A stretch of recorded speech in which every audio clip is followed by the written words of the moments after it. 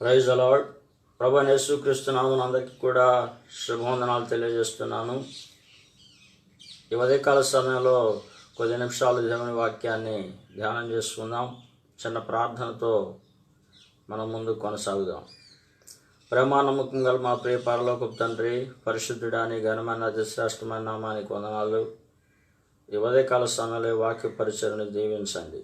దీన్ని వీక్షిస్తున్న వారు, వింటున్నటువంటి ప్రతి ఒక్కరూ కూడా ఈ నామంలో ఆశీర్వదించబడే కృపనివ్వండి.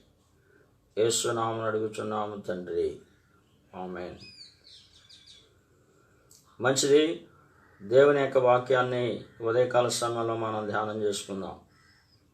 పరిశుద్ధ గ్రంథం అయినటువంటి బైబిల్ గ్రంథంలో నుంచి పరమగీతముల గ్రంథము 1వ అధ్యాయము 4వ వచనాన్ని మనం చదివితే దేవుని యొక్క వాక్యం మనకి ఇలాగూ తెలియజేస్తుంది.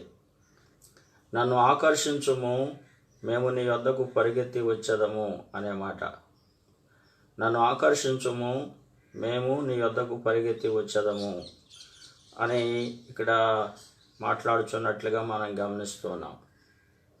మరి ఈ యొక్క ఆకర్షణ అనే దానికి వస్తే, ఈ ఆకర్షణ 2 విధాలుగా ఉంటుంది. ఒకటి లోక సంబంధమైనటువంటి ఆకర్షణ, రెండవది దైవికమైనటువంటి ఆత్మ సంబంధమైనటువంటి ఆకర్షణ. మరి మనుషులు చాలా వాటికి ఆకర్షించబడుతూ ఉంటారు. మరి ముఖ్యంగా యవనస్తులు చాలామంది లోకము వైపు ఆకర్షించబడుతూ ఉంటారు. లోకంలో యవనస్తులను ఆకర్షించడానికి మరి వ్యాపార సంస్థలు కానీ, లేకపోతే ఇంకా అనేక మంది రకరకాలైనటువంటి అడ్వర్టైజ్మెంట్స్ ద్వారా, మరి రకరకాలైనటువంటి అందమైనటువంటి చిత్రాల ద్వారా, పోస్టర్స్ ద్వారా మరి మనుషులను, యవనస్తులను ఆకర్షించేటువంటి ప్రయత్నం చేస్తూ ఉంటారు. ఇవన్నీ కూడా లోక సంబంధమైనటువంటి ఆకర్షణలు. చాలామంది లోక సంబంధమైనటువంటి వాటి వైపు ఆకర్షించబడుతున్నటువంటి వారిగా ఉంటున్నారు. మరి ఈ యొక్క వాక్యం వింటున్నటువంటి ప్రియమైనటువంటి సహోదరి సహోదరులారా, మరి మీరు దేని తట్టు ఆకర్షించబడుతున్నారు? లోకంలో ఉన్నదంతా శరీరాశ, నేత్రాశ, జీవపు డంబం అని దేవుని వాక్యం చెప్తుంది. లోకమును నువ్వు ప్రేమిస్తే దేవుని ప్రేమ నీలో ఉండదు అని దేవుని వాక్యం చెప్తుంది. కనుక లోక సంబంధమైనటువంటి ఆకర్షణల వైపు నీవు ఆకర్షించబడకూడదు అనేటువంటిది దేవుని యొక్క ఉద్దేశం. నీవు దేవుని ప్రేమ చేత ఆకర్షించబడి ఆ ప్రేమకు బద్ధుడివై, బద్ధురాలవై జీవించాలనేటువంటిది దేవుని యొక్క సంకల్పమై ఉంటూ ఉంది. బైబిల్ గ్రంథంలో నేను కొన్ని ఉదాహరణలను జ్ఞాపకం చేస్తాను వాక్యంలో నుంచి. మొదటిగా లోక సంబంధమైన ఆకర్షణ గురించి నేను మీతో చెప్తాను. ఈ లోక సంబంధమైన ఆకర్షణలో ఎవరు పడిపోయారు, మరి వారికి ఏం సంభవించింది అనేటువంటి దాన్ని వాక్యంలో నుంచి కొద్ది మాటలు మీకు జ్ఞాపకం చేస్తాను. బైబిల్ గ్రంథంలో సంసోను అనే వ్యక్తిని మనం చూస్తూ ఉంటాం. సంసోను దేవుని చేత పిలువబడ్డాడు, నాజూరు చేయబడ్డాడు, అభిషేకించబడ్డాడు, దేవుని ఆత్మబలం కలిగినటువంటి వాడిగా ఉంటున్నాడు. అయితే సంసోను దైవభక్తిలో ఉండి దేవుని యొక్క ప్రేమలో కొనసాగవలసినటువంటి వాడే ఉంటూ ఉండగా లోకము అతన్ని ఆకర్షించినట్లు వాక్యంలో కనబడుతుంది. లోక సంబంధమైనటువంటి వ్యామోహాల్లో అతడు పడిపోయినట్లు దేవుని వాక్యం చెప్తుంది. తద్వారా ఆత్మీయంగాను మరి అన్ని రకాలుగా కూడా బలహీనుడై, కొంత పని అతని ద్వారా జరిగినప్పటికీ కూడా అసలు జరగవలసినంత పని అతని ద్వారా జరగలేదు. ఆ దేవుడు ఆయనను కొంతవరకు వినియోగించుకున్నాడు, కానీ ఇంకా మరి ఆ వ్యామోహాల్లో పడి ఉండకపోతే దేవుడు ఇంకా అద్భుతంగా వాడుకొని ఉండేవాడని నేను భావిస్తున్నాను. న్యాయాధిపతుల గ్రంథం 14వ అధ్యాయం 1వ వచనాన్ని మనం చదివితే, న్యాయాధిపతుల గ్రంథం 14వ అధ్యాయం 1వ వచనాన్ని మనం చదివితే, సంసోను తిమ్నాతునకు వెళ్ళి తిమ్నాతులో ఫిలిష్తీయుల కుమార్తెలలో ఒకతిని చూచెను. అతడు తిరిగి వచ్చి, 2వ వచనం, తిమ్నాతులో ఫిలిష్తీయుల కుమార్తెలో ఒకతిని చూచి తిని, మీరు ఆమెను నాకిచ్చి పెళ్లి చేయవలనని తన తల్లిదండ్రులతో చెప్తున్నాడు. ఈ వాక్యంలో మనం చూస్తున్నట్లయితే తిమ్నాతునకు వెళ్ళి ఫిలిష్తీయుల కుమార్తెలలో ఒకతిని చూశాడంట. మరి దేవుని వాక్య ప్రకారం మనం చూస్తున్నట్లయితే ఇశ్రాయేలీయులు ప్రత్యేకించబడినటువంటి వారు. వారు వేరే అన్య స్త్రీలను వివాహం చేసుకోకూడదు, వారితో సంబంధాలు కలుపుకోకూడదు, వియ్యం అందకూడదని దేవుడు మరి ధర్మశాస్త్రంలో ఇశ్రాయేలు ప్రజలకు ఆజ్ఞాపించాడు. అలాంటి యొక్క సంసోను ఆ ఫిలిష్తీయ కుమార్తెల్లో ఒకతిని చూశాడు. అందరూ సహజంగా చూస్తూ ఉంటారు, కానీ చూసినప్పుడు ఆమె మీద ఆకర్షణ కలిగింది, ఆమె మీద వ్యామోహం కలిగింది, ఆమె మీద ఏదో ఒక అభిప్రాయం కలిగి చేసుకుంటే ఆమెనే పెళ్లి చేసుకోవాలి అని పట్టుబట్టాడు. తన తల్లిదండ్రులకు వచ్చి, ఇదిగో నేను ఒక ఆవిడ్ని చూశాను, ఆమెను నాకు ఇచ్చి పెళ్లి చేయండి, మీరు వెళ్ళి అడగండి అని అడుగుతున్నాడు. తల్లిదండ్రులు అన్నారు, అబ్బాయి ఇది మంచిది కాదురా, మనం దేవుని ధర్మశాస్త్రాన్ని పాటించిన వారం ఈ విషయంలో తప్పిపోయినటువంటి వారం అవుతాము, అది మంచి సంగతి కాదు అని అన్నట్లుగా చెప్తే ఆ సంసోను ఆ మాట వినలా. ఆ కుమార్తె కావాలి, ఆ ఫిలిష్తీయుల కుమార్తె కావాలని పట్టుబట్టాడు. మరి ఈ దినాల్లో చాలామంది ఇలాంటి ఆకర్షణలకు లోనైపోతుంటున్నారు. ఈ ఆకర్షణకు లోనైపోయి దీన్నే ప్రేమ అని దాన్ని పేరు పెట్టుకుంటున్నారు, లవ్ అంటున్నారు. ఒక ఆయన అన్నాడు అది లవ్ కాదు కొవ్వు అన్నాడు. చాలామంది వారి హృదయాలు కొవ్వి ఉన్నాయి. ఆ కొవ్వినటువంటి హృదయాలతో మదమెక్కి మత్సరంతో నింపబడి మోహపు చూపులతో నింపబడి వేటి యొక్క ప్రభావము, సినిమాల యొక్క ప్రభావము, లేక ఇతరమైనటువంటి సీరియల్స్ యొక్క ప్రభావం వాళ్ళ మీద పడి దానిని నిజ జీవితంలో ప్రాక్టీస్ చేయాలన్నట్లుగా ఎక్కడొకక్కడ ఎవరో ఒకరు కనబడితే వాళ్ళతో ఈ విధంగా వ్యామోహంలో పడిపోయి దానిని ప్రేమ అని ఈ దినాల్లో చాలామంది భావిస్తూ వారి జీవితాలని పాడు చేసుకుంటున్నటువంటి వారిగా ఉంటున్నారు. చాలామంది ప్రేమ వివాహాలు చేసుకున్న వారంతా కూడా సుఖంగా ఉన్నారని మనం చెప్పలేము. ప్రేమ వివాహాలు చేసుకున్న వారంతా కూడా వాళ్ళ జీవితంలో ఏదో మాధుర్యాన్ని అనుభవిస్తున్నారని చెప్పడానికి కుదరదు. కొంతమంది అలా ఉండొచ్చు, వాళ్ళ యొక్క జీవితాలు చక్కగానే ఉండొచ్చు. అదేవిధంగా ప్రేమ వివాహాలు చేసుకోకపోయినా పెద్దలు కుదిర్చినటువంటి వివాహాలు కూడా చేసుకొని జీవితంలో చక్కగా కాపురం చేసుకుంటున్నవారు, హాయిగా ఉంటున్నవారు, సంతోషంగా ఉంటున్నవారు అంతకంటే ఎక్కువ మంది ఉన్నారు. ప్రేమ వివాహాలు చేసుకొని కూడా విడాకులు తీసుకున్నటువంటి వారు కూడా నాకు తెలుసు. ఈ విధంగా మనం చూస్తున్నట్లయితే ఇక్కడ ఎవరినో నేను చూశాను, ఆ అబ్బాయే కావాలి, ఆ అమ్మాయే కావాలి, ఇదంతా కూడా ఏంటంటే ఆకర్షణ, ఒక వ్యామోహం. ఇది హృదయంలో కలిగేటువంటి ఒక విధమైనటువంటి కామ సంబంధమైనటువంటి ఆలోచనలు, ఇవన్నీ కూడా వికారమైనటువంటి మనసు ఇదంతా కూడా. అందుకే ఫిలిష్తీయుల కుమార్తెలు ఒకతను చూచి ఆమె నాకు ఇచ్చి పెళ్లి చేయమని అడగడానికి తన తల్లిదండ్రులను పంపిస్తున్నాడు. ఇక్కడ ఈ విషయంలో దేవుని చిత్తాన్ని తప్పిపోతున్నట్లుగా సంసోను గ్రహించలేకపోతున్నాడు. ఆదికాండము 6వ అధ్యాయము 2వ వచనంలో కూడా మనం చూస్తే అక్కడ రాయబడిన మాట, దేవుని కుమారులు నరుల కుమార్తెలు చక్కని వారిని చూచి వారందరిలో తమకు మనసు వచ్చిన స్త్రీలను వివాహం చేసుకుంది. చక్కని వారిని చూశారంట.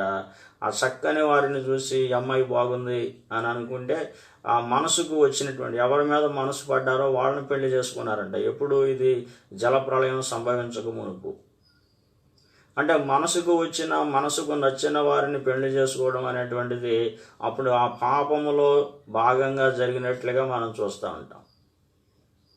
కాబట్టి నీ మనసుకు నచ్చిన వాళ్ళు వివాహం చేసుకోవాలి అని అనుకుంటే దేవుని యొక్క వాక్యం ప్రకారము దేవుని చిత్తానికి నేను అప్పగించుకోవట్లేదని దాని యొక్క అర్థం.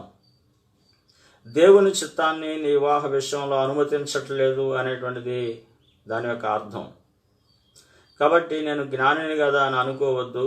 నీ ప్రవర్తన అంతటి దేవుని అధికారానికి ఒప్పుకో, అప్పుడు ఆయన నీ త్రోవలు సరళం చేస్తాడు అని దేవుని వాక్యం చెప్తుంది. కాబట్టి దేవునికి అప్పగించుకోవాలే తప్ప నాకు అది బాగుంది ఇది బాగుందని సంసోనులాగా నీ చూపులు చెడిపోయి నీ ఆలోచనలు చెడిపోయి ఈ విధంగా ఉన్నట్లయితే నువ్వు దైవ చిత్తానుసారంగా దైవభక్తిలో సరిగా ఎదగటం లేదు అనేటువంటి విషయాన్ని దేవుని యొక్క వాక్యం జ్ఞాపకం చేస్తూ ఉంటుంది. లేదా ఈ దినాల్లో చాలామంది ఇట్లా విఫలమవుతున్నటువంటి వారిగా కనబడుతూ ఉన్నారు. మనసుకు వచ్చిన స్త్రీలను వివాహం చేసుకున్నట్లుగా దేవుని వాక్యంలో మనం చూస్తున్నాం. మనసు పడ్డానంటారు. మరి మనసు పడితే సరిపోతుందా? అది దేవుని చిత్తం కావద్దా? దేవుని ఆలోచన నువ్వేం చేస్తున్నావు? మరి దేవుడు నీకు కావలసినటువంటి దానిని నీ జీవితంలో సిద్ధపరచలేడా, ఇవ్వలేడా, నడిపించలేడా?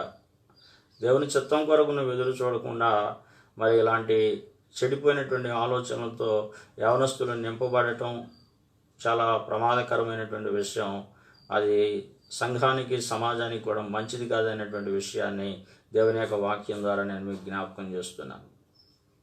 తర్వాత ఇదే సంసోను గురించి న్యాయాధిపతుల గ్రంథం 16వ అధ్యాయం 1వ వచనం. న్యాయాధిపతులు 16వ అధ్యాయం 1వ వచనం మనం చూస్తే, తర్వాత సంసోను గాజాకు వెళ్ళి వేశ్యనొకతను చూచి ఆమె యొద్దకు చేరాను అని రాయబడి. ఇందాకడ ఒకతను చూచాడు, ఆమెను పెళ్లి చేయమంటున్నాడు, పెళ్లి చేసుకున్నాడు, కానీ ఆమె వేరొకరిని చేసుకుంది. ఆమె కోసం నానా తంటాలు పడ్డాడు, నానా ప్రయాసాలు పడాల్సినటువంటి పని వచ్చింది. దానికోసం మరి ఇతడు చాలా పడరానేటువంటి పాటలు పడి ఆ యొక్క కానుక ఏదో సిద్ధం చేసి ఆ పొడుగు కథ విప్పినందుకు దానికి ఇవ్వాల్సినటువంటి పరిస్థితి వచ్చింది. ఇంత కష్టపడి పెళ్లి చేసుకుంటే ఆమెతో సుఖపడింది ఏమీ లేదు. ఒక రోజున తన భార్య దగ్గరకు వెళ్ళాలని వెళ్ళినప్పుడు అప్పుడుగా తెలిసిన విషయం ఏంటంటే తన తండ్రి ఆమెను వేరొకరికి ఇచ్చేశాడని. కాబట్టి ప్లారా ఈ విధంగా మనం చూస్తున్నట్లయితే ఇప్పుడు సంసోను చాలా నాలుగు ఖర్చుకొని ఉంటాడు. నాలుగు ఖర్చుకొని పట్టరాని కోపంతో వాళ్ళ చేలు తగలబెట్టి వాళ్ళకి శత్రువు అయ్యాడు. ప్లారా ఈ విధంగా మనం చూస్తూ ఉన్నప్పుడు అంటే సంసోను ఆమెతో సుఖపడిందేమీ లేదు, ఆమెతో తన జీవితంలో మాధుర్యాన్ని అనుభవించిందేమీ కూడా లేదు. కానీ చివరికి మరలా ఇప్పుడు వేశ్యనొకతను చూసానంటే వేశ్య దగ్గరికి వచ్చేటువంటి పరిస్థితి అయిపోయింది. వేశ్యనొకతను చూచి ఆమె దగ్గరకు చేరాడంట.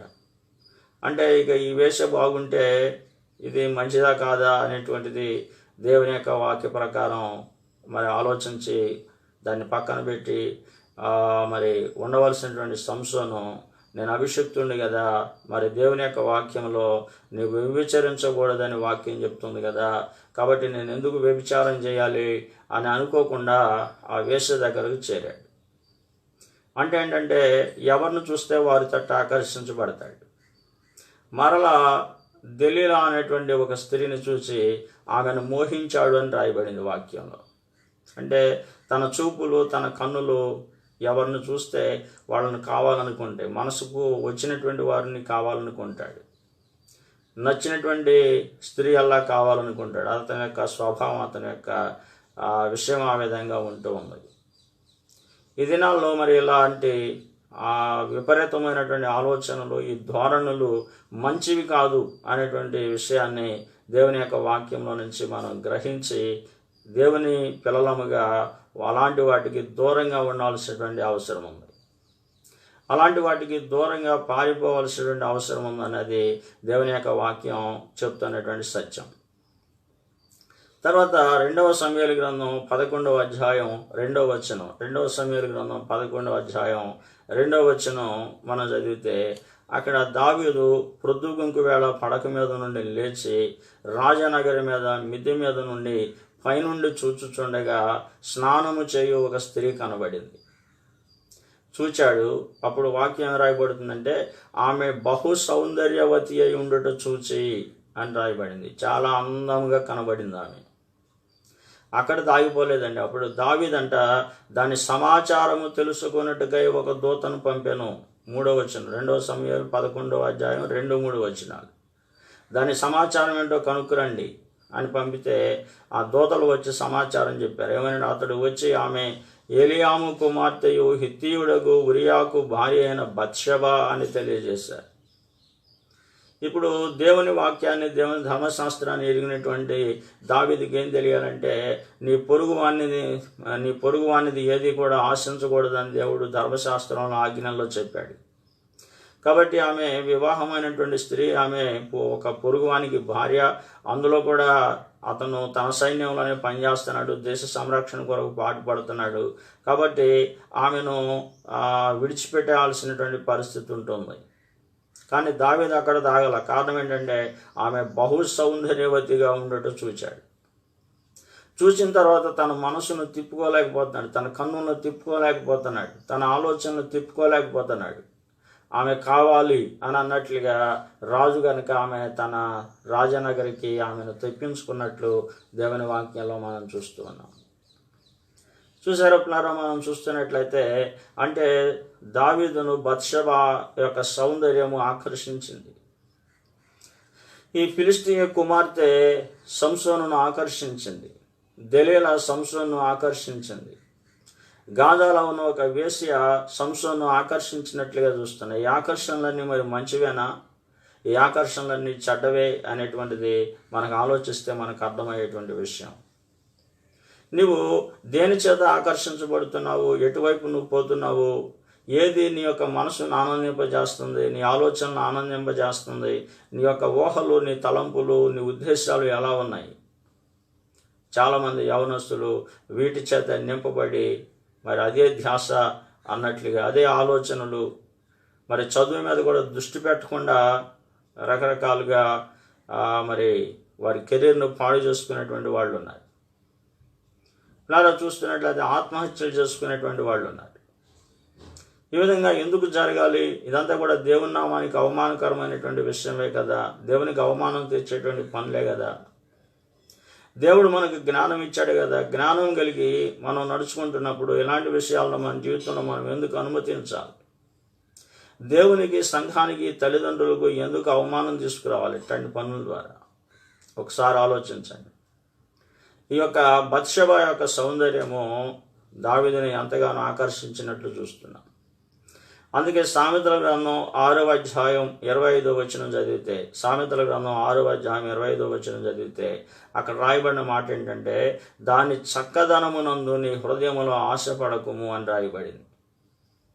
దాని చక్కదనమునందు నీ హృదయములో ఆశపడను. అది చక్కగా ఉండొచ్చు, ఎర్రగా ఉండొచ్చు, బుర్రగా ఉండొచ్చు, లేక ఆకర్షణగా కనబడవచ్చు, కానీ ఆశపడమాక. అది తన కనురెప్పలను చిలికించి నిన్ను లోబరచనీయకము అన్నాడు. అంటే లోబడిపోమాక అంటున్నాడు.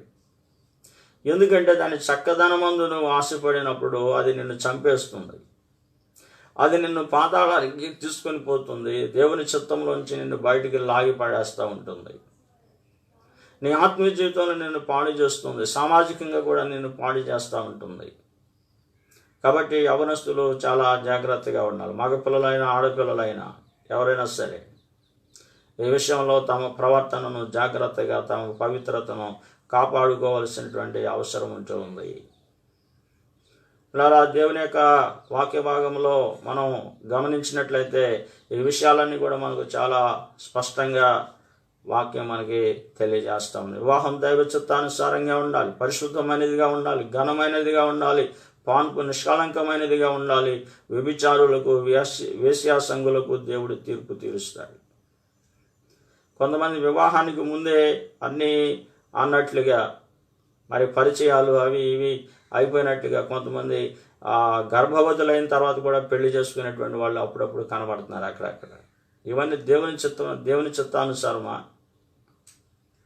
దేవుని వాక్యానికి వెలుపల జరుగుతున్నాయి.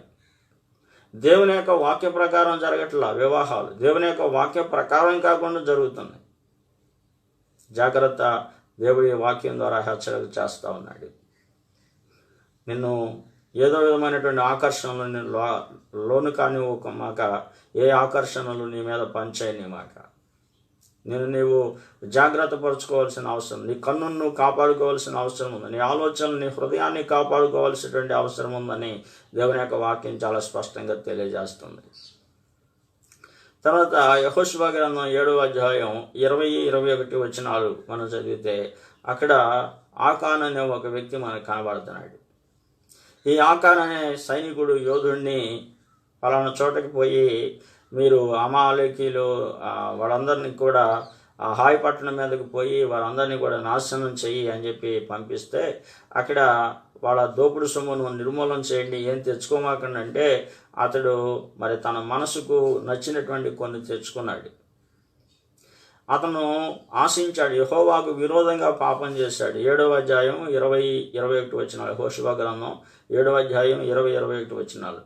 ఆకాను యెహోషువతో, ఇశ్రాయేలుల దేవుడైన యెహోవాకు విరోధంగా నేను పాపం చేసింది నిజం. దోపుడు సొమ్ములో మంచి షేనారు పై వస్త్రమును, 200 తులముల వెండిని, 50 తులముల ఎత్తుగల బంగారు కమ్మిని నేను చూచి వాటిని ఆశించి తీసుకుంటుని అని చెప్తున్నాడు. చూచాను, ఆశించాను, తీసుకున్నాను అంటే చూచిన వెంటనే తన మనసును నిలుపుకోలేకపోయాడు. అది ఆకర్షించేసింది. దాన్ని తెచ్చుకొని తన గుడారంలో పెట్టుకుంటున్నట్లుగా మనం గమనిస్తాం. అంటే ఆకానుని ఈ యొక్క వెండి లేకపోతే ఈ మంచి వస్త్రాలు, బంగారం అతన్ని ఆకర్షించింది. మరి మనిషి యొక్క జీవితంలో కనబడినటువంటి 3 గోతులు ఉంటాయి అని చెప్పి దైవజనులు హెచ్చరిక చేస్తూ ఉన్నారు. ఏంటంటే, ఒకటి స్త్రీ అనేటువంటి గొయ్యి, రెండవది సంపద సిరి అనేటువంటి గొయ్యి, మూడవది చూస్తున్నట్లయితే ఘనత అనేటువంటి గొయ్యి. ఈ 3 గోతులు కూడా ఆత్మీయ గోతులు. ఈ గోతులను మరి కానకపోతే ఈ గోతుల్లో ఏదో గోతులో పడిపోతాడు. ఆ పడిపోయినటువంటి తర్వాత తన యొక్క ఆత్మీయ జీవితం, తన భవిష్యత్తు అంతా కూడా నాశనం అవుతుంది. తద్వారా సైతానుడు సంతోషిస్తాడు. కాబట్టి ఇలాంటి గోతులను మనం మన ఆత్మీయ జీవితంలో చాలా జాగ్రత్తగా గమనించుకుంటూ ఉండాలి. ఇతనికి ధనం లేకపోతే ధనాపేక్ష, వెండి బంగారాలు, మంచి వస్త్రాలు, వీటిని చూసినప్పుడు తన మనసు చంచలమైపోయింది. వాటిని తీసుకొని వచ్చి దాచుకున్నాడు. ఏమైందంటే, దాని ద్వారా ఇశ్రాయేలుకి అపజయం వచ్చినప్పుడు ఆ దేవుని సందులో ప్రార్థన చేశాడు దైవజనుడు. అప్పుడన్నాడు, ఆ పాపాన్ని నిర్మూలన చేస్తే తప్ప నేను మీకు తోడైనా అన్నప్పుడు ఆ యొక్క ఆకానును తన ఇంటి వారిని తీసుకొచ్చి నిలవబెట్టి రాళ్లతో చావగొట్టి చంపినట్లుగా మనం చూస్తున్నాం. తనకు శ్రమ తెచ్చుకున్నాడు, తన ఇంటి వారికి కూడా శ్రమ తెచ్చుకున్నాడు. దానికి ఒక పేరు పెట్టారు, ఆకోరు లోయ అనగా శ్రమలోయ అని పేరు పెట్టారు. శ్రమను తీసుకొచ్చాడు. దేని ద్వారా అంటే వ్యర్థమైనటువంటి ఆకర్షణల వైపు తన దృష్టి మరల్చుకోవటం ద్వారా, వ్యర్థమైన ఆకర్షణతో నింపబడటం ద్వారా తనకు తన కుటుంబానికి శ్రమను తెచ్చుకున్నాడు, శాపాన్ని తెచ్చుకున్నాడు. కాబట్టి నీవు అనవసరమైనటువంటి వాటి వైపు చూచి అనవసరమైనటువంటి వాటి చేత నువ్వు ఆకర్షించబడితే నువ్వు కూడా నీ కుటుంబానికి నీకు శ్రమను తెచ్చుకునేటువంటి ప్రమాదం ఉంది. జాగ్రత్త. ఇలా చూస్తున్నట్లయితే కొంతమంది యొక్క దైవజనుల యొక్క పిల్లలు మరి ఈ ప్రేమ పేరుతో సంఘానికి వచ్చేవారు, లేకపోతే ఇంకా వెళ్ళిపోయిన వారిని ప్రేమించానని చెప్పడం, అలాంటి ద్వారా కొన్ని సంఘాలు పాడైపోయిన పరిస్థితులు నేను చూశాను. కొన్ని పరిచర్యలు పాడైపోయిన పరిస్థితులు నేను చూశాను. అలాంటి మరి వాళ్ళు ఆ విదేశాలకు వెళ్ళేటువంటి అవకాశాలు వచ్చినప్పుడు కూడా కోల్పోయిన వాళ్ళని చూశాను. ఎందుకంటే వాళ్ళ మీద పోలీస్ కేసులు ఫైల్ చేశారు ఆ పిల్లల తల్లిదండ్రులు. చూసారంటే వాళ్ళ సేవను వాళ్ళే పాడు చేసుకుంటున్నారు, వాళ్ళ యొక్క భవిష్యత్తును వాళ్ళే పాడు చేసుకుంటున్నారు, దేవుని నామానికి అవమానం తీసుకొని వస్తున్నారు. ఇలా ఇది చాలా విచారకరమైనటువంటి విషయం. నాకు తెలిసినటువంటి వ్యక్తి ఇలాగే చేశాడు. ఇలాగే చేస్తే వాళ్ళు కేసులు పెట్టారు, అది చేశారు. వాళ్ళు ఆ ఊరు వదిలిపెట్టి వచ్చేయాల్సి వచ్చింది. చివరికి ఎలాగో ఒకలా ఆ అమ్మాయిని పెళ్లి చేసుకున్నాడు. కొంతకాలానికి ఒక పోలీస్ స్టేషన్ దగ్గర అతను కనబడితే, ఏంటి ఇలా వచ్చామంటే, నా భార్యకు నాకు కొన్ని సమస్యలు వచ్చినాయి, దాని గురించి పోలీస్ స్టేషన్కి వచ్చానన్నాడు. మరి ఆమెను పెళ్లి చేసుకోవడానికి చాలా ప్రయాసపడి సేవను పాడు చేసుకున్నాడు. ఇప్పుడు తీరా చూస్తే ఆమెను పెళ్లి చేసుకున్న తర్వాత మళ్ళీ ఆమెతో సరైనటువంటి సఖ్యత లేకుండా మళ్ళీ అక్కడికి వచ్చి పోలీస్ స్టేషన్కి వచ్చి మరి పోలీసుల చుట్టూ తిరుగుతున్నాడు. ఇవన్నీ చెప్పడానికి మరి చాలా కఠోరంగా ఉంటాయి. ఎందుకంటే చాలామంది యొక్క జీవితాలని చూస్తూ ఉంటున్నాం కనుక ఇవన్నీ మాకు అర్థమవుతూ ఉంటాయి. కాబట్టి మనం చూస్తున్నట్లయితే దాని చక్కదనం ముందు నువ్వు ఆశపడమాక అని దేవుని యొక్క వాక్యం చెప్తుంది. నాకు తెలిసినటువంటి ఒక వ్యక్తి మరి ఆ ఊళ్ళో ఒక అమ్మాయిని ప్రేమించి పెళ్లి చేసుకున్నాడు. కొంతకాలానికి 2 బిడ్డలు కూడా కలిగారు.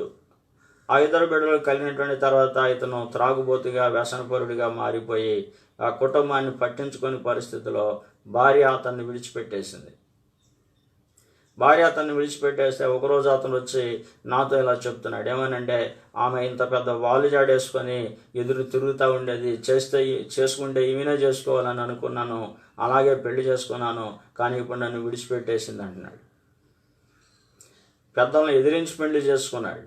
ఆమెను ఆకర్షించింది ఏంటంటే ఆమె వాలు జాడ ఆకర్షించిందంట. ఇప్పుడు వాళ్ళిద్దరూ ఎప్పటికీ సఖ్యంగా లేరు, ఇప్పటికీ వాళ్ళు కలిసి లేరు, చెరొక చోట జీవిస్తున్నారు. ఇలా చూస్తున్నట్లయితే ఈ వాలు జడలు లేకపోతే ఇంకా ఆ వయ్యారాలు అవి ఇవి వాటి చేత వీటి చేత ఆకర్షించబడి నీవు ఈ విధంగా ముందుకు కొనసాగితే దేవుని చిత్తం నుంచి తొలగిపోతున్నావు అనేటువంటి విషయాన్ని దేవుని యొక్క వాక్యం ద్వారా నువ్వు గుర్తించవలసినటువంటి అవసరం ఉంటుంది.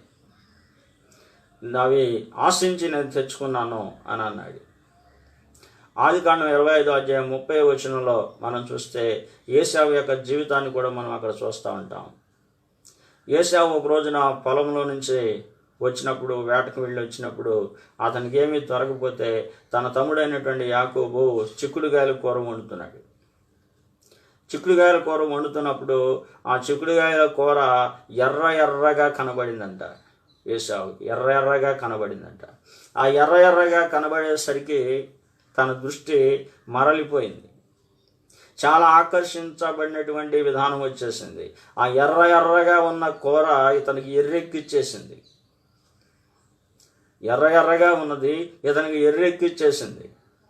ఆ ఎర్రి పుట్టేసి అంటున్నాడు, తమ్ముడా నాకు కొంచెం పెట్టు అంటే, నేను ఊరికనే పెడతానా, నీ జ్యేష్ఠత్వం నాకు ఇస్తే పెడతానన్నాడు. సరే అదెంత, అది ఇచ్చేస్తాను, నా ప్రాణాన్ని కాపాడుకోవాలన్నట్లుగా ఆ ఒక పూట కూటి కోసం తన జ్యేష్ఠత్వాన్ని అమ్ముకున్నాడని, అతడు భ్రష్టుడని దేవుని యొక్క వాక్యం చెప్తుంది. ఎర్రగా ఉన్నది అతన్ని ఎంతో ఆకర్షించినట్లుగా దేవుని యొక్క లేఖన భాగాల్లో చూస్తాను. అంటే నీ కంటికి చాలా విషయాలు ఆకర్షణగా కనబడుతూ ఉంటాయి. ఈ రోజున ఆహార పదార్థాల్లో కూడా కలర్స్ వేస్తున్నారు, ఫుడ్ కలర్స్ అంటున్నారు కదా, వాటిని కలుపుతున్నారు. ఎందుకంటే ఎర్రగా పచ్చగా ఆ రకరకాలైన రంగుల్లో ఉన్నప్పుడు అవి ఎంతగానో ఆకర్షిస్తున్నాయి. ఆ ఆకర్షణకు లోనై వాటిని తెచ్చుకొని వాటిని తిని జబ్బులు తెచ్చుకుంటున్నారు. ఆకర్షణలు ఎప్పుడు కూడా ప్రమాదకరమే. ఎన్నో నిన్ను ఆకర్షిస్తున్నాయి, లోకంలో ఎన్నో అందాలు నిన్ను ఆకర్షిస్తున్నాయి, ఎన్నో ఆకర్షణలు నీకు కనబడుతున్నాయి. వాటితో నువ్వు చాలా జాగ్రత్తగా ఉండాలి. అందుకే నీకు కావలసింది లోక సంబంధమైన ఆకర్షణలు కాదు. మరి ఆదాము హవ్వలను మనం చూస్తున్నట్లయితే సైతాను వారికి చెప్పిన మాటలు వాళ్ళు విని మోసపోయారు. దేవుడు ఏ పండు అయితే తినవద్దన్నాడో ఆ పండును గురించి దేవుని యొక్క వాక్యంలో మనం చూస్తున్నట్లయితే ఆ పండు అంట వారి కన్నులకు రమ్యముగా కనబడినట్లుగా చూస్తున్నాం. ఆహారానికి మంచిదిగాను కన్నులకు రమ్యముగాను కనబడింది. ఆ పండు ఆకర్షించేస్తుంది. గోల్డెన్ యాపిల్ లాగా, లేక ఇంకా ఏదో ఆకర్షణతో దగదగ మెరిసిపోతున్నట్లు కనబడుతుంది. చూపును తిప్పుకోలేకపోతుంది హవ్వమ్మ.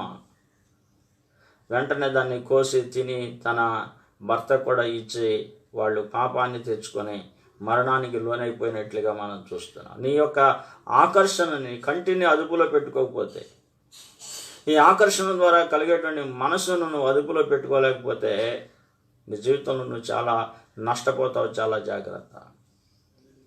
అందుకే నీ యొక్క ఆకర్షణ దేనివైపు? లోకం నిన్ను ఆకర్షిస్తుందా? ఈ లోక సంబంధమైన వ్యామోహాలు నిన్ను ఆకర్షిస్తున్నాయా? ఈ లోక సంబంధమైన ఆకర్షణలకు నువ్వు లోనైపోతున్నావా? జాగ్రత్త. దేవుని యొక్క వాక్యము ఈ యొక్క సమయంలో నేను హెచ్చరిక చేస్తూ ఉంటుంది. నాకు తెలిసిన ఒక యవనస్తుడు నాకు ఫేస్బుక్లో ఫ్రెండ్ రిక్వెస్ట్ పెడితే యాక్సెప్ట్ చేశాను. అంటే మా సంఘ విశ్వాసుల్లో ఒక కుటుంబానికి సంబంధించిన వ్యక్తి, వాళ్ళ అబ్బాయి అన్నమాట. ప్రార్థనకు రాడు కానీ వాళ్ళ తల్లిదండ్రులు వస్తారు. అతను రోజు ఒక సినిమా హీరోయిన్ ఫోటోలు పెడతాడు. రోజు ఆ సినిమా హీరోయిన్ ఫోటోలు, సాయి పల్లవి అనే సినిమా హీరోయిన్ యొక్క ఫోటోలు పెడతా ఉంటాడు. ఈయన ఎన్ని ఫోటోలు పెట్టినా, ఎన్ని ఆ పిక్స్ దానిలో షేర్ చేసినప్పటికీ కూడా ఆ సాయి పల్లవి కనీసం ఇతని వైపు చూస్తుందా? కనీసం ఇతను చూసి మాట్లాడేటువంటి అవకాశం ఇస్తుందా? అంటే ఏంటంటే ఆ వ్యామోహాలతో నింపబడి అదే ఆలోచనలు, అదే తలంపులు, ఇంకా కెరీర్ మీద ఏం దృష్టి పెడతారు, చదువు మీద ఏం దృష్టి పెడతారు. ఒకసారి మరి వాళ్ళ ఇంటికి వెళ్ళినప్పుడు మీ అబ్బాయి సాయి పల్లవిని మీకు కోడలుగా తేవాలనుకుంటున్నాడు అని చెప్పాను. వాళ్ళకి అర్థం కాల. ఇలా మనం చూస్తున్నట్లయితే ఈ విధంగా మనకి దేవుని యొక్క వాక్యంలో మనం గమనిస్తూ ఉన్నాం. మరి బైబిల్ గ్రంథంలో యోసేపును మనం జ్ఞాపకం చేసుకుంటే ఆ యోసేపును మరి పోతీఫరు భార్య ఎంత ఆకర్షించాలని ప్రయత్నం చేసినా ఆ ఆకర్షణకు మాత్రం అతడు లొంగిపోలే. ఆ ఆకర్షణకు అతడు లోనికాల. ప్రతిరోజు మరి ఆకర్షించడానికి ప్రయత్నం చేసింది, ఎన్నో మాటలు చెప్పడానికి ప్రయత్నించింది, మాటల ద్వారా మరి తనను లోబరుచుకోవాలని ప్రయత్నం చేసింది. కానీ ఆమె మాట వినలేదు, విన్నవాడు కాదని దేవుని యొక్క వాక్యం రాయబడింది. మరి యోసేపు మన జీవితానికి ఒక మాదిరిగా కనబడుతున్నాడు. యోసేపు మన జీవితానికి ఒక ఉదాహరణగా మనకి కనబడుతూ ఉన్నాడు పిల్లారా. మరి యోసేపు జయించినట్లుగా, యోసేపు శోధనకు దూరంగా పారిపోయినట్లుగా, యోసేపు ఆకర్షణకు లోను కాకుండా తన యొక్క జీవితాన్ని కాపాడుకున్నట్లుగా మరి మన యొక్క జీవితాలను, మీ యొక్క జీవితాలను కాపాడుకోవాలనేటువంటిది దేవుని యొక్క వాక్యం చెప్తున్నటువంటి సత్యం. అందుకే నన్ను ఆకర్షించుము, నేను యొద్దకు పరిగెత్తుకొని వస్తానని చెప్పి మరి ఆ యొక్క షోలమితి మాట్లాడుతున్నట్లుగా మనం చూస్తున్నాం. యోహాను సువార్త 12వ అధ్యాయం 32వ వచనం. ఇప్పటి వరకు లోక సంబంధమైన ఆకర్షణలు చెప్పుకున్నాము, దైవిక సంబంధమైన ఆకర్షణల గురించి చూద్దాం. యోహాను సువార్త 12వ అధ్యాయం 32వ వచనం మనం చదివితే అక్కడ రాయబడిన మాట యేసు ప్రభు చెప్తున్నాడు, నేను భూమి మీద నుండి పైకెత్తబడిన ఎడల అందరినీ నా యొద్దకు ఆకర్షించుకుందునని చెప్పాను అనే మాట చూస్తున్నాం. యేసయ్య శిలువలో మరి పైకెత్తబడినప్పుడు అందరిని నేను ఆకర్షించుకుంటానని చెప్పాడు. పాపిని నేను ఆకర్షించుకుంటాను, నా ప్రేమతో ఆకర్షించుకుంటానని చెప్పాడు. దేవుని యొక్క ప్రేమకు నువ్వు ఆకర్షితుడు కావాలి. దేవుని ప్రేమలో నువ్వు ఆకర్షించబడాలని దేవుని యొక్క వాక్యము చాలా స్పష్టంగా తెలియజేస్తుంది. ఈ లోక సంబంధమైనటువంటి ప్రేమలు నకిలీ ప్రేమలు, ఈ లోక సంబంధమైనటువంటి ప్రేమలు వ్యామోహంతో కూడిన ప్రేమలు. వాటిలో నిజం లేదు, వాటిలో మరి యథార్థత లేదు, అవి శాశ్వత కాలం నిలిచి ఉండేటువంటివి కాదు. అవి ఈరోజు కనబడి రేపొద్దున మరలా మాయమైపోయేటువంటి ప్రేమలుగా ఉంటూ ఉంటాయి. ఒకవేళ ఒక స్త్రీని వివాహం చేసుకుంటాను అని అనుకున్నప్పుడు, మాట ఇచ్చినప్పుడు, ఒకవేళ నీకంటే కూడా మంచి సంబంధం ఆమెకు వస్తే మరి మా తల్లిదండ్రులు మరి నా మాట వింటలేదు కాబట్టి నన్ను మరిచిపో అని చెప్పినప్పుడు ఇలా ఇటువైపు ఈ మగపిల్లలు పిచ్చివాళ్ళు అయిపోయి మరి వాళ్ళు తిరుగుతూ ఉంటే ఆమె మాత్రం పెళ్లి చేసుకొని చక్కగా ఆమె ఎంజాయ్ చేస్తూ ఉంటుంది. అదేవిధంగా మరి ఆడపిల్లలు మరి ఎవరినైనా ప్రేమించినప్పుడు ఈ మగపిల్లలకు బాగా ఉన్నతమైనటువంటి సంబంధాలు, ఆ కట్నాలు ఇచ్చే సంబంధాలు ఏమన్నా వస్తే నన్ను మర్చిపోయిన వాళ్ళు చెప్పినప్పుడు ఆ ఆడపిల్లలు మరి వాళ్ళు బాధపడేటువంటి పరిస్థితులు ఎన్నో ఈ రోజున మనం సమాజంలో చూస్తున్నాం. ఇవన్నీ కూడా వ్యామోహంతో కూడినటువంటి ప్రేమలు. ఇవన్నీ కూడా సరైనటువంటి విధానం కాదు. ఇది దేవుని యొక్క వాక్యం వీటిని ఖండిస్తుంది. నువ్వు వాటిని అర్థం చేసుకోవాలి. అయితే ఇప్పుడు నీకు ఉండవలసిన ఆకర్షణ ఏంటంటే దేవుని ప్రేమకు నువ్వు ఆకర్షితుడు కావాలి, ఆకర్షితురాలివి కావాలి. నేను ఆకర్షించుకుంటాను అని దేవుని యొక్క వాక్యంలో మనం చూస్తున్నాం. హోషేయ గ్రంథం 11వ అధ్యాయం 4వ వచనం మనం చదివితే అక్కడ రాయబడిన మాట, అద్భుతమైన మాట అక్కడ కనబడుతుంది. ఒకడు మనుషులను తోడుకొని పోవునట్లుగా స్నేహబంధములతో నేను వాటిని బంధించి ఆకర్షించాను అంటున్నాడు. దేవుడు ఆకర్షించే దేవుడిగా కనబడుతున్నాడు. దేవుడు స్నేహబంధాన్ని నీతో ఏర్పాటు చేసుకోవాలనుకుంటున్నాడు, ప్రేమ బంధాన్ని ఏర్పాటు చేసుకోవాలనుకుంటున్నాడు. తండ్రి తన బిడ్డలతో ఎలాంటి సంబంధాన్ని కలిగి ఉంటాడో అలాంటి బంధాన్ని నీతో ఏర్పాటు చేసుకొని నీకు నడక నేర్పాలని, నిన్ను కౌగలించుకోవాలని, నీ జీవితంలో నిన్ను ఉద్ధరించాలని దేవుడు ఆశపడుతున్నాడు. ఎందుకంటే నిజమైనటువంటి ప్రేమ ఎక్కడుంది? నీ కొరకు చనిపోయినటువంటి యేసు ప్రభు కంటే కూడా మిన్నైనటువంటి ప్రేమ ఎక్కడుంది? నీకంటే ప్రాణం పెట్టినటువంటి యేసయ్య కంటే నిన్ను ప్రేమించేటువంటి వాళ్ళు ఎవరున్నారు? పరిస్థితులు ఎలా ఉన్నప్పటికీ కూడా. మరి యేసుక్రీస్తు ప్రభు నిన్ను ప్రేమించాడు, శాశ్వతమైనటువంటి ప్రేమతో నిన్ను ప్రేమిస్తున్నాడు. ఆయన ప్రేమ మన జీవితాల్లో ఎప్పుడు మారల. మనం కొన్నిసార్లు ఆయన విడిచిపోయినా ఆయన మనల్ని ప్రేమించాడు, కొన్నిసార్లు మరిచిపోయినా ప్రేమించాడు, కొన్నిసార్లు అపనమ్మకస్తులుగా ఉండా ప్రేమించాడు, కొన్నిసార్లు ఆయన మనం ఆయన బాధ పెట్టినా ప్రేమించాడు. ఎందుకంటే గొప్ప ప్రేమ మనకి ఎక్కడ దొరుకుతుంది? ఎందుకంటే గొప్ప ప్రేమ ఈ లోకంలో మనం ఎక్కడ కనుగొంటాం? దేవుని ప్రేమకు నువ్వు ఆకర్షితుడు కావాలి, దేవుని ప్రేమ చేత నువ్వు బంధించబడాలని దేవుని యొక్క వాక్యం చాలా స్పష్టంగా తెలియజేస్తుంది. నిన్ను ఆత్మ సంబంధమైనవి ఆకర్షించాలి తప్ప భూ సంబంధమైనవి ఆకర్షిస్తే దానివల్ల ఏం ప్రయోజనం లేదు. ఎందుకంటే లోకంలో ఉన్నదంతా కూడా చెడ్డదే. శరీరాశ, నేత్రాశ, జీవడంబం, అవి తండ్రి వల్ల కలిగేవి కావు, నిలిచి ఉండేవి కావు, అవి పాడైపోయి నశించిపోయేవి. కానీ దేవుని ప్రేమ ఒకటే చిరకాలం నిలుస్తుంది. దేవుని వాక్యంలో చూస్తే మరి మోషే తన మందను మేపుకుంటున్నప్పుడు దేని చేత ఆకర్షితుడయ్యాడు అంటే, నిర్గమాకాండం 3వ అధ్యాయం 3వ వచనంలో చదివితే ఆ పొద మండుతున్నప్పుడు, ఆ పొదలో దేవుడు ప్రత్యక్షమైనప్పుడు, దేవుని అగ్నిని అతడు చూసినప్పుడు ఆ పొద ఎలా కాలిపోలేదో ఆ తట్టు వెళ్ళి ఈ గొప్ప వింతను చూసేదని అనుకుని మోషే ఆ పొద దగ్గరికి వెళుతున్నట్లుగా మనం గమనిస్తున్నాం. ఆ మండుచున్న అగ్ని అతన్ని ఆకర్షించినట్లుగా చూస్తున్నాం. అది దేవుని యొక్క అగ్ని, దేవుని పరిశుద్ధ అగ్ని. దేవుడే అగ్ని జ్వాలల్లో ఆ పొదలో నుంచి దేవుడు మోషేతో మాట్లాడుతున్నాడు. ఎంత దగ్గరగా వెళ్ళిపోతున్నాడంటే దేవుడు దగ్గరకు రావద్దు అనేదాకా మోషే దగ్గరికి వెళ్ళిపోవడానికి ప్రయత్నం చేస్తున్నాడు.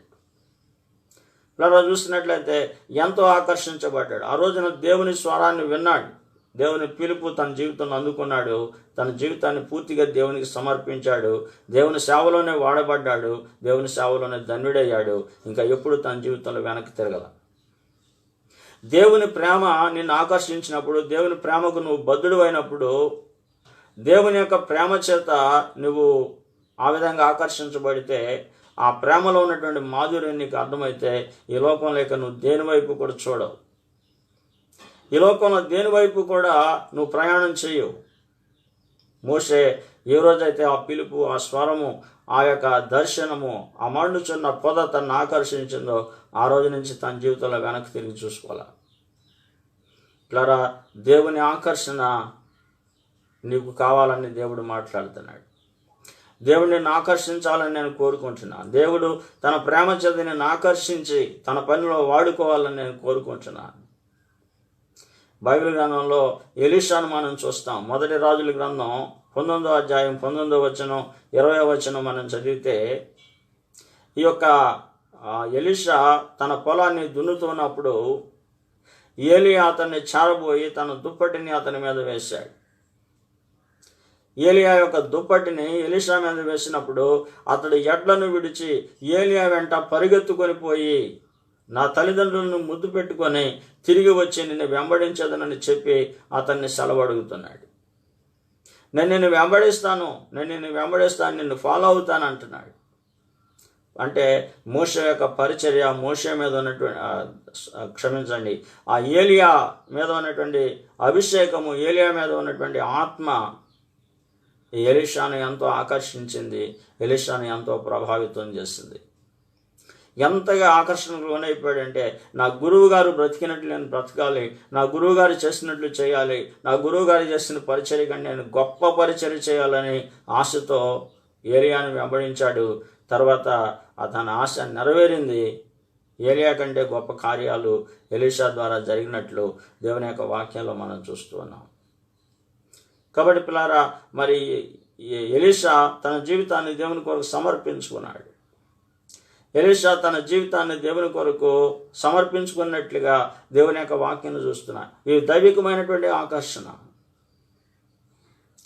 అందుకే ఇలాంటి దర్శనం నీకు కావాలి, ఇలాంటి పిలుపు నీకు కావాలి, ఇలాంటి అనుభవాలు నీకు కావాలి. నువ్వు దేవుని ప్రేమకు బద్ధుడివై జీవించాలి. ఆయన మహిమ కొరకు నువ్వు బ్రతకాలి. దేవుడు అలా బ్రతకాలని నిన్ను కోరుకుంటున్నాడు. నీ యవన జీవితాన్ని దేవుని కొరకు వినియోగిస్తే దాని ద్వారా మేలు కలుగుతుందనేటువంటి విషయాన్ని దేవుని యొక్క వాక్య భాగంలో నుంచి పరిశుద్ధాత్ముడు నీతో మాట్లాడుతున్నాడు. కాబట్టి లోక సంబంధమైన ఆకర్షణలు, వ్యామోహాలను విడిచిపెట్టి దేవుని ప్రేమకు నువ్వు ఆకర్షితురాలవై ఆ ప్రేమలో కొనసాగాలని ఈ వాక్యం ద్వారా పరిశుద్ధాత్ముడు నీతో మాట్లాడుతున్నాడు. దైవిక ప్రేమలో నడిచేటువంటి కృప దేవుడు మీ అందరికీ అనుగ్రహించునుగాక. ఆమేన్. ప్రార్థన చేసుకుందాం. పరమ తండ్రి, ఈ సమయంలో విత్తబడిన వాక్యాన్ని నీరుగట్టి ఫలింపచేయండి. లోకంలో ఎన్నో ఆకర్షణలు ఈనాటి దినాల్లో యవనస్తులను ఆకర్షిస్తున్నాయి ప్రభువా. వాటన్నిటి నుంచి ప్రభా నాయన నీ స్తోత్రాలు. వారిని విడిపించి నీ దైవిక ఆకర్షణలు, ఆత్మ సంబంధమైన ఆకర్షణలు వారిని కొనసాగింపచేయండి. నీ పనిని చేసి నిన్ను మహింపరిచే కృపనివ్వండి. నీ కొరకు సేవ చేసేటువంటి ప్రభా నాయన నీ స్తోత్రాలు నేను పిలుపుని వారికి ఇవ్వండి. ఆ సమర్పణ వారిలో దయచేయండి. యేసు నామమున స్తుతులు చెల్లించి అడుగుచున్నాము తండ్రి. ఆమేన్. త్రియేక దేవుని సన్నిధి, సహవాసం, ఆదరణ ఈ వాక్యమైన ప్రతి ఒక్కరికి తోడే నడిపించునుగాక. ఆమేన్. Praise the Lord. అందరికీ వందనాలు. God bless you.